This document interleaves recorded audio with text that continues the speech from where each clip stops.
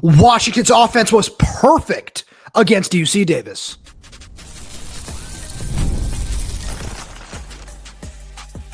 You are Locked On Huskies, your daily podcast on the Washington Huskies, part of the Locked On Podcast Network, your team every day. Welcome back into another edition of the Locked On Huskies podcast. I'm Roman Tomashoff. I'm the site editor with Huskies Wire. Thank you for making this your first watch or first listen of the day, as we are part of the Locked On Podcast Network, your team every day. And today's episode is brought to you by Game Time. Download the Game Time app, create an account, and use code LOCKDOWNCollege for $20 off your first purchase. Just a quick reminder to all you everydayers out there, wherever you get this podcast, YouTube, Spotify, Apple Music, Amazon Music, make sure to click that subscribe button down below. Click that little bell as well, so never miss when we post a new show. Plus, if you're on the audio-only side of things, please make sure to leave us a 5-star review, as it does really help the channel out a lot. Now, Washington is coming off a just absolute walloping of UC Davis, 70-10. I want to talk about some injuries, some penalties, a couple other things that maybe weren't so great, but I want to do that at the end because I think the defense did a great job. They did exactly what they were supposed to do. Maybe, a couple bad plays here and there, but for the most part, they had a really solid day, but we need to start on the offensive side of the ball. Washington's offense had 9 drives in this game. They scored 9 touchdowns. Shout out to Denzel Boston for a punt return touchdown. So every time the Huskies offense, or, a player on offense, if you want to include Denzel in this, right on special teams, had the ball, they scored a touchdown. And of course, there is no better place to start on the offensive side of the ball than with Jonah Coleman. Jonah Coleman touched the ball 16 times in this game, 15 rushes and 1 catch. He had 135 yards for an average of 8.4 yards per touch, and he scored 5 touchdowns. Now, out there, I'm sure that there are a lot of people who are probably saying, yeah, it was UC Davis. It was an FCS school. That is what he's supposed to do. Absolutely, for sure. But Jonah came in with the mindset. He talked to us after the game, and the first thing he said to us was, no matter who we're playing, no matter what the mindset is, we need to come in and dominate and act like we were the better team. And I feel like something, especially last year early on, there were a couple of different points where Washington seemed to have trouble putting some, lesser competition teams away. Even when you go back to the Weber State game, you go back to the Eastern Michigan game early on last season, it didn't look like this. So shout out to Washington, shout out to the offensive line who did a really great job paving the way for him, keeping the pocket clean for Dezmen Williams Jr. I want to get to him in a minute though, because I need to talk more about Jonah Coleman. This was a tremendous showing from Washington's offense, 300 yards through the air, 320 plus yards on the ground. This was exactly what you need to do against an FCS team. And you still need to go out there and prove it against a higher level of competition. You have a bye week now, and then Washington State on the other side of that. And then of course, Ohio State is looming pretty large, in the distance a little bit right now. But I look at where this team is going, and I can't help but be excited about all of the skill talent that you have on the offensive side of the ball. Because again, in a game like this, you did what you were supposed to do, but even then, you still went above and beyond, especially on the offensive side. You want to clean up some of the penalties and some of the little things like that. But if you came away from this game with anything other than this offense is one of the best in the Big Ten, then I don't know what to tell you, because I couldn't be more impressed with, and it was something we were talking about on the show earlier this week. This trio of Dezmen Williams Jr., Jonah Coleman, and Denzel Boston is one of the best quarterback, running back, wide receiver trios in the Big Ten, if not the single best. And last night proved exactly why with Dezmen Williams. This is something where he had his lowest completion percentage in his 4 UW career starts. He had 254 yards and a touchdown on a 64% completion percentage, but he added 8 rushing attempts for 64 yards and a touchdown on the ground, and just looked absolutely tremendous in the open field. Yeah, you still want to see him slide a little bit more, but I feel like he made a few better decisions with his legs, when to slide, when to get out of bounds, and with a clean pocket for the majority of the night. He did such a good job being patient, trying to find a receiver. And when he had 4, 5, 6 seconds to throw, which felt like every other drop back at this point in time against, an inferior opponent where Washington's offensive line had a 45-pound advantage on average when you look at the numbers from UC Davis's starters versus UW. So again, exactly what you're supposed to do in that light. He did such a great job being patient, trying to find receivers, and when there was nobody open, rolling out of the pocket and picking up extra yards with his legs. He looked so shifty in the open field. I don't have the PFF numbers on his missed tackles just yet, but the more I look at it, if he had 4, 5, 6 in this game, I'm not necessarily going to be shocked. And this is one of the reasons throughout the offseason I've been calling him one of the best weapons in college football, because of performances like this. And yes, I know we haven't seen it against a Big Ten team just yet in the season, but when I look at Dezmen Williams, there is no reason for me to expect that he can't keep this going because he is just such a tremendous athlete. And this combination of him and Jonah Coleman in the backfield is going to give Big Ten teams so much trouble for the rest of the season. Because one of the things about Jonah, as I want to circle back there for just a second, is he just looks so much more explosive. He had 2 touchdowns on his first 3 carries last night. He just looks like such a tremendous running back. It's not that he, wasn't decisive and hitting holes with authority last season, but now that he's changed his body and has gotten faster and has gotten more explosive, you can really see the difference. And there's no reason to say that he's not the best running back in the country right now. I've just been so impressed with everything he brings to the table. He leads the country with 7 touchdowns on the ground through 2 weeks. I feel like there was no need to leave him in early in the second half, but to have him tie a modern school record with 5 touchdowns is a really cool thing to see for Jedd Fisch, who did acknowledge after the game that he did know what the record was. So I'm sure that certainly went into what happened there a little bit. But I just think that Washington's offense has so many exciting weapons to think about when you look at the offensive line. They had, again, another really, really solid day. But then you look at the receiver core, where Jedd Fisch said that the Rashid Williams injury, he went down early on. We saw him in a sling coming out midway through the second quarter, I believe it was. He said that didn't look good. They're going to get an MRI and an x-ray done on him today, on Sunday, as I'm recording this. So if there are more updates there, I'll pass them along later on. I'll get to that in a little bit, but I look at what this offense did. Denzel Boston had a solid day, 5 catches, 50-something yards. He passed 1,000 yards faster than Rome Odunze, by the way. He needed 76 catches to do it, while Rome needed 81. So an interesting little stat for you there.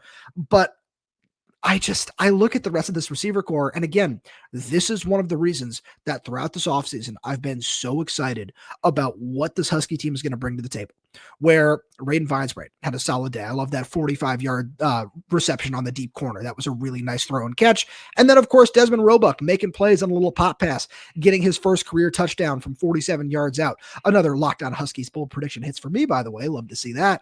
But I love Dezmen Roebuck. I've been so impressed with him throughout fall camp, and we saw some Chris Lawson snaps last night. He had a couple of really nice catches, and he was doing a really great job getting separation when Kai Horton got into the game. And they missed each other on a couple of deep balls. I don't think Kai should have thrown that second one where he was in running a post into the end zone, was double covered.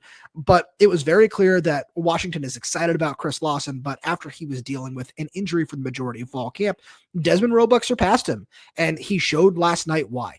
He's a guy who just does such a great job of finding soft spots in the zone, where there was 1 3rd and long where he just kind of sat down in the middle of the field, and Dezmen Williams did a great job going through his progressions and finding him. And as the season goes along, if this is something where it doesn't seem like Dezmen Roebuck is going to redshirt at this point in time, neither will Raiden Vines-Bright. As these guys continue to get comfortable in the world of college football, with Omari Evans presumably coming back in 2 weeks against Washington State, and the field stretching ability that he brings, Washington has so many weapons outside of Denzel Boston. Yes, still somewhat unproven weapons, but we've seen the high-end potential that these guys bring to the table. And then you combine it with a backup running back in Adam Mohammed, who had 14 carries for 95 yards and a touchdown last night. That's an average of 6.8 yards per carry, by the way. You combine all of these high-end young skill players, and yes, you still want to see them go out and prove it in Big Ten play. But as these guys continue to grow and progress, there's no reason to expect anything other than they are going to turn into legitimate weapons for Dezmen Williams Jr. and this Jedd Fisch offense as the season goes along, because it's just been proven these guys are really good at learning on the fly and picking things up and getting things done very, very quickly. And a shout out to Washington's entire personnel department for that. Matt Doherty, Jake Crawford, everybody else that works in that UW front office, because they've done such a good job of scouting these guys. And we saw 10 true freshmen play in that game last night. And yes, you want to get some of those guys in there in the fourth quarter of a blowout like that. But it just shows how excited this coaching staff and this personnel department is about this class of 2025 and what they could be building here on Montlake with just all of the talent that they've accumulated on this roster. And I just couldn't be more excited about where that's going to go moving forward. Now, let's jump over to the defensive side of the ball, where there were a couple of negatives, but I think way more positives. And we'll get to that right after a message from our friends over at Supply House. When the opening whistle blows on a new repair, get your crew moving forward with Supply House. Order today and see parts on your doorstep tomorrow. Over 280,000 plumbing, HVAC, and electrical items from the most trusted brands in the business. Their real-time inventory and honest lead times keep you from punting projects, while their industry-leading customer service always has your blind side covered. Need parts for a project? Supply House has next-day delivery. Talk about a game changer. The part finder tools and 3D schematics can save you hours on jobs where every detail matters. Join the free Trade Master program today and score serious perks like priority shipping, lower prices, and a dedicated support line. Visit supplyhouse.com to sign up free and use promo code SHCollege5 for 5% off your first order. That's supplyhouse.com. Real people, real service. We've also got a message from our good friends over at Game Time. College football is back, and I couldn't be more excited. The tailgates, the rivalries, the energy in the stands, there's just nothing like it. But let's be real. Actually getting tickets can feel like more of a battle than the game itself. Endless queues, hidden fees, prices jumping at checkout. That's why I use Game Time, the app that gives the advantage back to fans. It's the easiest way to score last-minute tickets at the best prices with no surprise fees.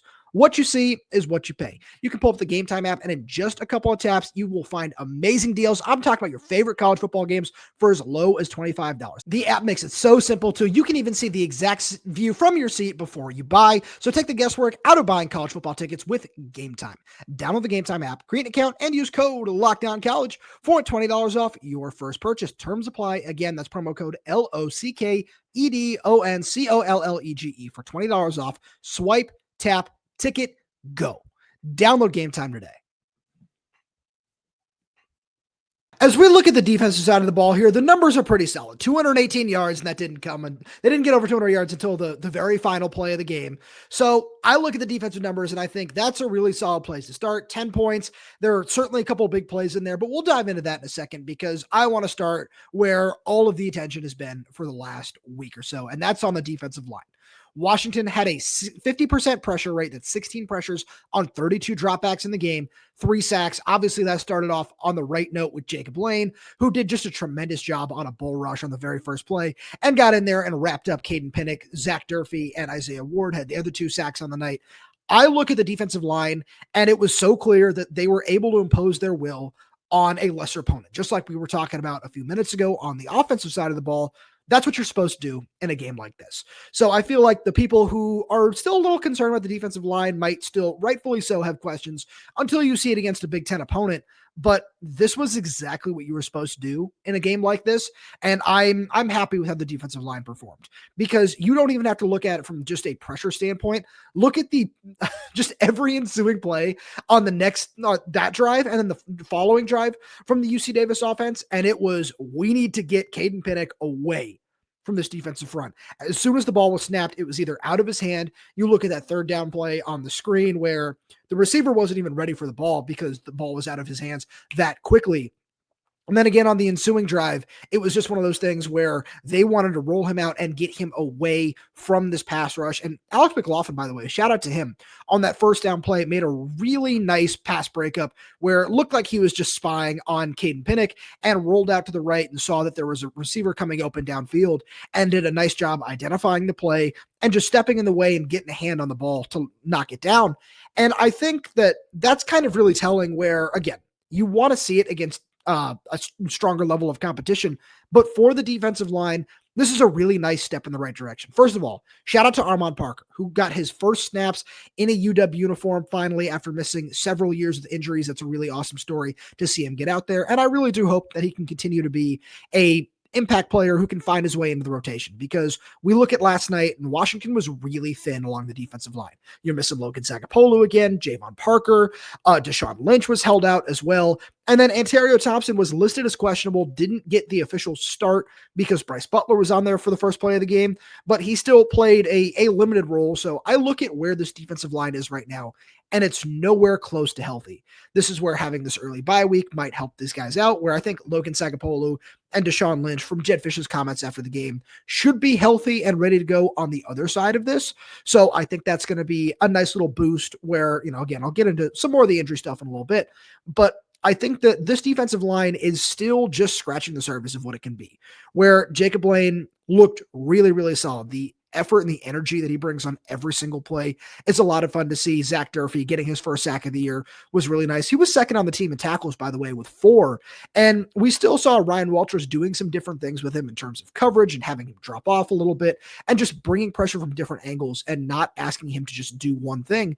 So I'm curious to see how that might continue as the season plays out. But I think Zach Durfee was solid in this game. And then on the interior, the pass rush was certainly there. They used their physicality and their size to their advantage to, again, get pressure at a 50% clip. They forced 4 3-and-outs on UC Davis's 11 drives. So I think that is a really solid step, and you did what you were supposed to against an inferior opponent. So as far as the front's concerned, I think that I want to see what it looks like in a couple of weeks against Washington State. And then, of course, they're going to have their big test as well. Let's take a step back, and literally and figuratively, and move to the secondary, where Tacario Davis gets his first interception in 2 years.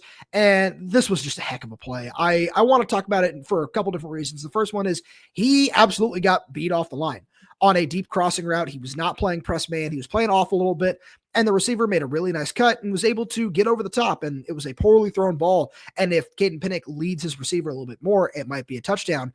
But Tacario Davis showed tremendous recovery speed on that play, and it's one of the reasons I've been talking about him for a while now, as he could be the first cornerback off the board in the 2026 NFL draft.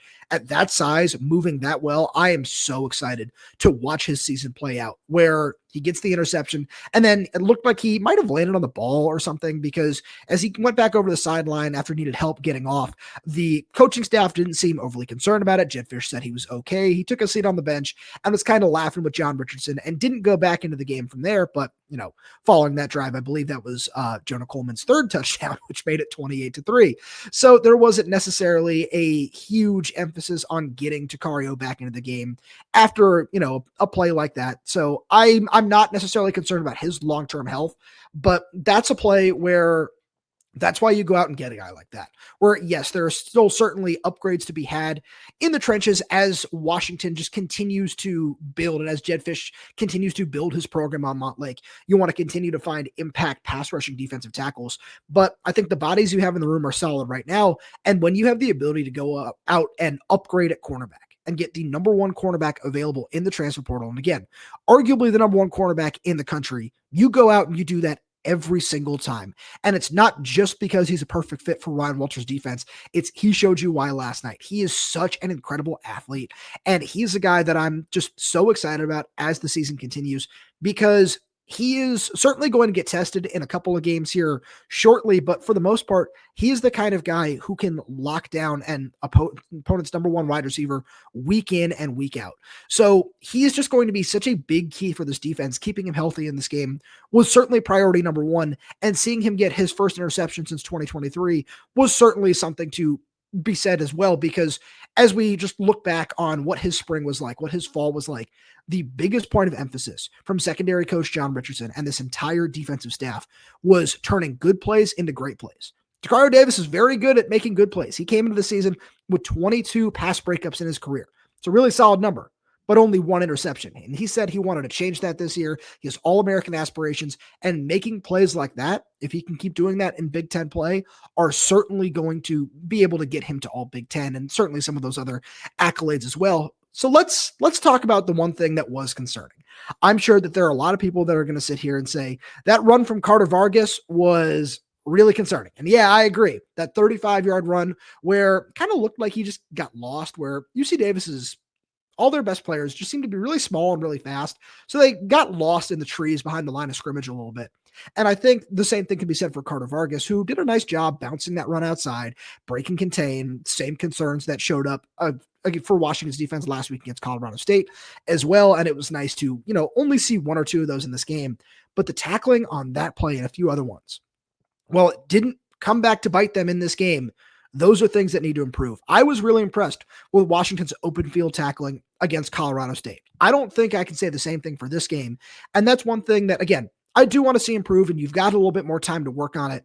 But I look at where this defense is, and I think the talent is certainly an upgrade over a year ago, where you look at every level of defense and you can say this player that they added through the transfer portal or, is stepping into a bigger role or something is an upgrade in one way or another. There's at least one player at every level of the defense, defensive line, linebacker, cornerback, safety, where you can certainly say that. I think the linebacker might be the closest right now because, obviously Alfonso Tuputala and Carson Bruner have both gone on to the NFL. But this is something that I want to see improved on because against Washington State, against Ohio State, and your next two matchups, those are things that cannot happen.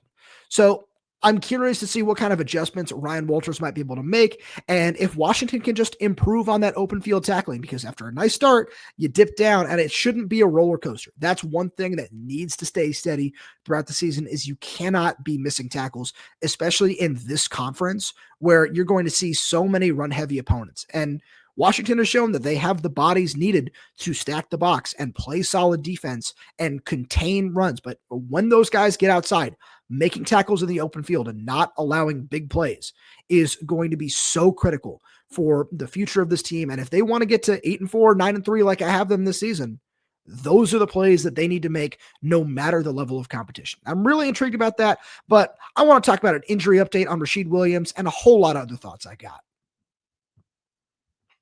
right after a message from our friends over at the Game Cap. Quick question for all you college football fans out there. If you could go back in time and sit front row at your school's biggest rivalry game, what hat would you be wearing? Yes, I said hat. For me, it would be the game. These aren't just hats, they're the same vintage styles fans wore back in the 80s and 90s. And guess what? They still go for the same price they did back then. When you use code LOCKEDON, you'll get your vintage hat for $16.99. Head to thegamecaps.com. They look tremendous. I'm so excited to get mine. I love those vintage throwback styles, and go check out all the UW models and logos that they have over on thegamecaps.com. Grab your team's classic bar or retro circle design and use code LOCKEDON for an exclusive discount, because legends wear the game. As we get down the home stretch here, let's start on the injury front. Like I said a minute ago, Tacario Davis doesn't sound like there's anything major to worry about there. Jedd Fisch said after the game that he is okay, and it didn't seem like there was much to be concerned about there. On the other hand, though, unfortunately, it sounds like Rashid Williams is going to be out for at least a few weeks, according to Jedd Fisch. Like I mentioned in the opening segment, he is going to get an X-ray and an MRI today on Sunday, and we'll probably get an update on that on Monday from Jedd Fisch during his weekly press conference before the bye week. That one sounds a little bit more concerning. It looked like he had a somewhat similar injury during spring practice, so something to keep an eye on there. Hopefully it's not too serious, and he'll be back within a couple of weeks, maybe in time for the Ohio State game. But as of right now, it doesn't sound like you should count on that. In the meantime, I'm really curious as to where this leaves Washington's pass catching core, because like I was saying earlier, there's a lot of talented young options in that group. We saw Chris Lawson make his first career catch on Saturday. We saw Justice Williams make his first career catch on Saturday. Sounds like Omari Evans is going to be back after dealing with a soft tissue injury that kept him out for the first few weeks, where I am counting on him being back by the Washington State game, because the way Jedd Fisch talked about him on Monday was that he was going to play in this game, and then on Thursday was, we're going to hold him out for another week. So it feels like they just kind of wanted to be safe, and it felt like they were doing that with several players on this team, where I mentioned Logan Sagapolu, Deshaun Lynch, as other guys in that ballpark who are still working their way back from injuries they suffered during fall camp, that it doesn't seem like it's going to keep them out much longer. So it feels like Washington is going to just get a nice influx of depth here over the next couple of weeks leading up to the Apple Cup. So there's a lot to still certainly be concerned about, especially when you look at the Rashid Williams injury, because there's still a lot of inexperience at wide receiver and even at tight end to an extent, where Decker DeGraff had one bad drop in this game, but still doesn't seem like there's a lot to be just concerned about in that department of depth. The depth is there. It's just a matter of who's going to step up and who is going to become that number 2 target, something we were talking about on the show earlier this week, because it did look like it was going to be Rashid Williams, and now it's I wouldn't be surprised if it is one of these true freshmen, because I think Omari Evans is going to be a solid addition to this offense, mainly in the field stretching role, where it just feels like Dezmen Roebuck and Raiden Vines-Bright are the guys who have just thrived a little bit more underneath on those short and intermediate routes, where they've just developed really nice chemistry with Damon Williams, whereas Omari has worked a little bit more with the second team throughout fall camp as he was kind of learning inside and out a little bit more in terms of what this coaching staff wanted him to do, where he was playing outside receiver a whole lot more in spring practice. So something to keep an eye on there. I think that it will work out just fine for this wide receiver core.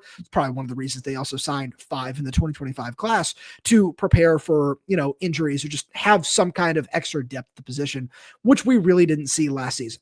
So with that being said, I wanted to throw a couple interesting stats at you after we talk about honestly what might have been my biggest concern from the game, and that's penalties. Washington had 5 penalties in this game for 65 yards. 3 of them were 15-yard personal foul penalties, including a roughing the passer on XB Alexander, the pass interference call on Ephesians Prysock. I know fans in the stadium were not happy about it. You go back and look at the replay. He got his hand inside the face mask of the receiver as he was trying to turn back and look for the ball. So that one, I saw a couple people in my comments over on Twitter saying that, oh yeah, if the receiver was taller, that's not a penalty, but that's not necessarily the case in this situation. So those are certainly things that still need to be cleaned up. And this was one of the biggest problems last year as well, where penalties, you shot yourself in the foot and you killed several drives that way. And against an inferior opponent in UC Davis, those things didn't come back to bite you. You do that against Washington State. We saw so many penalties in that game last year. You do that against Ohio State. This game is going to go in a very different direction. So over the next few weeks, I really want to see Washington try to continue working on discipline and different things in that department. Obviously, there was a procedural error too. For the second straight week, Ethan Michalski had a kickoff go out of bounds. Those are things that can't happen either. You don't want to give whoever you're playing better field position to start a drive. So different things like that are there's certainly still a lot to clean up before you get into Big Ten play.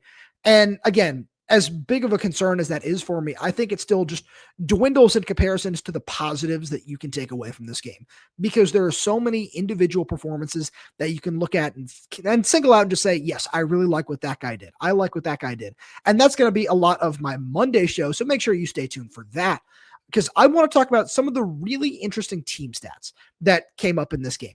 One thing that was certainly a concern at different points last season that I don't think is fully in Washington's rearview mirror just yet, but a great sign that you're headed in the right direction, is the third down conversions. Washington converted 84.6% of their third downs. In this game, they were also 100% on fourth downs, as plays into the scoring a touchdown on every single drive of the game. But I think that 84.6, conversion rate on third down is a tremendous number. And the most important part of that, in my opinion, is that you were 2 for 3 on third and long. And of course, the one third and long that this team didn't convert was on 3rd and 10, where Jonah Coleman picked it up on the next play, but he took the handoff on 3rd and 10, bounced outside, shook a couple of tacklers. I think he ran through one and then leaped over another to pick up 9 yards and make it 4th and short. And then he finished the drive off a couple plays later. So I just look at the third down conversion rate, and I think that's a really important just stat, because again, while you have to consider the level of competition in all of this, these are things that even against some of the inferior teams last season, Washington was not doing. So as I look at it this year, I think that you're certainly taking strides in the right direction, and all you can do is look at the numbers that have been presented to you.